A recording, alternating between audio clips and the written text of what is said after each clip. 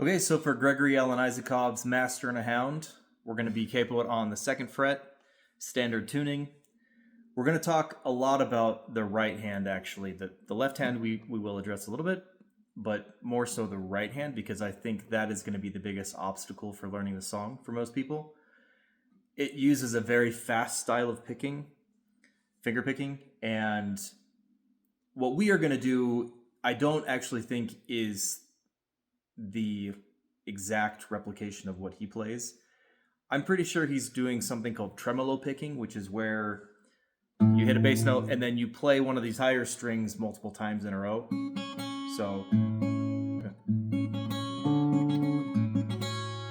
I'm pretty sure he's doing that, and that's not, I haven't really perfected that technique myself. So what we're going to do works just fine. Fortunately, the picking that he's doing is so fast that it's hard to really distinguish it.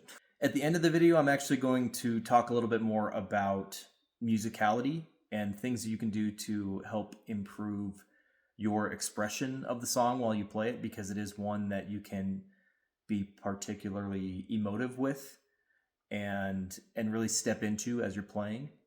That's one reason why I love it, is it has a lot of feel. So stick around for that, and we'll go through we'll go through how to play the song now. We'll talk about, like I say, the right hand. The bass line is something to be very aware of, because it actually follows a very unique pattern that I've never seen in any song before. It does this bouncing back and forth, but in a very unique way. So I'll put a shape up here on the screen to kind of get used to, just to follow, to have a mental note of as we're going through this. But we'll just use the first chord as an example. It's a G, and he's doing this.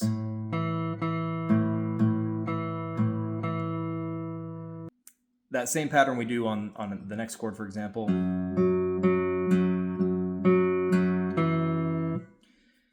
And pretty much all chords, with the exception of one spot in the song, follows that progression. So that's something to become familiar with. And then the gist of the song, all it really does is it fills in the spaces between those notes with these two high strings, the G and the B.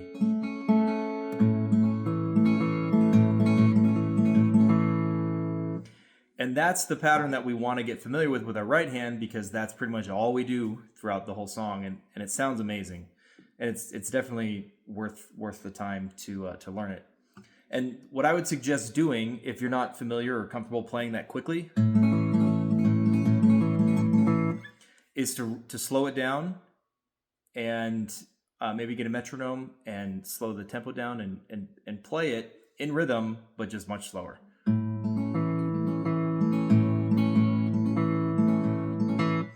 And if you keep doing that, let's say every day you pick up your guitar and you try it for 2 minutes and set it down and come back the next day, you'll notice that you get more and more comfortable with it over time. If you try and nail it all in one sitting, your fingers are just going to get flustered and frustrated and trip over themselves, and you'll get frustrated as well. So I would just suggest to space it out over time and make this a practice that you focus on, and it will come eventually to where you can just whiz right through it, to the point where you don't even have to think about it. So take some time to get familiar with that, and then when you're ready, you can become familiar with the rest of the song. We'll go ahead and go through the rest of the song now, starting with the intro. I'll put the tabs up and walk you through what we're doing here. It starts off on a G, and we do what we had just talked about. And then we go to an E minor, play exactly the same thing with our right hand. The last bass note we lift up.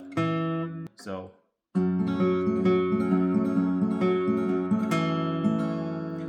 and then go to a C over G, where we basically play a C, but instead of the C note, we're going to replace that with a G and play exactly the same thing with the right hand. Play it again. And then go to a G, and And this is where it changes. Instead of following the traditional pattern that we talked about at the very beginning, we're going to switch it up and go to our C over G here. And then it goes back to normal. That's the one spot where it varies. And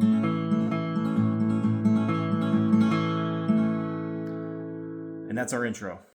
So when he starts singing, he has one line that is different from the rest, and it uses chords that we've already learned. It's C over G, the G, and then E minor. So, where were you when I was still? And then a G, kind. And then E minor. And that's it. Everything for the next few chords repeats 3 times straight in a row. So I don't know if you would call this the verse or not, but it's going to be E minor, C over G, G, and E minor. And you repeat those 3 times. So first E minor, just a water treader, C over G, waiting on the G line.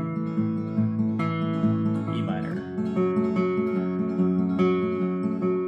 And then it repeats 2 more times. The third time through, he actually does switch out the E minor with a new chord. It's going to be 2nd fret, X, so no string, no fret, 0, 2, 1, 0. Again, same right hand.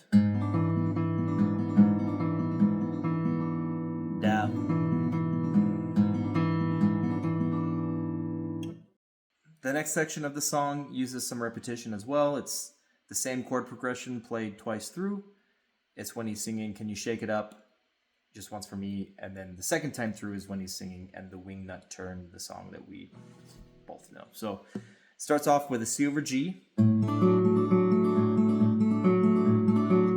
a G to an E minor, C over G, twice through that one, to a G, D, F sharp.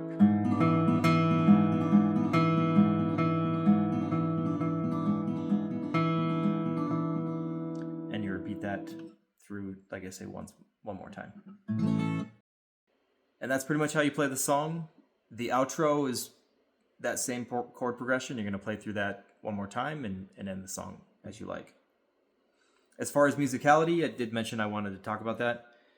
One thing that you can do is to emphasize the bass notes in contrast to your filler notes. If you keep those nice and light in contrast with the bass, it makes it sound much more interesting, in my opinion.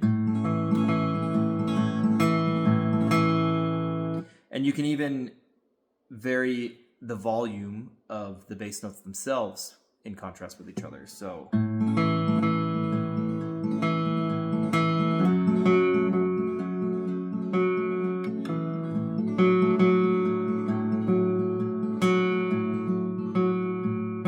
just some things that you can do to help the song to be felt a little bit more.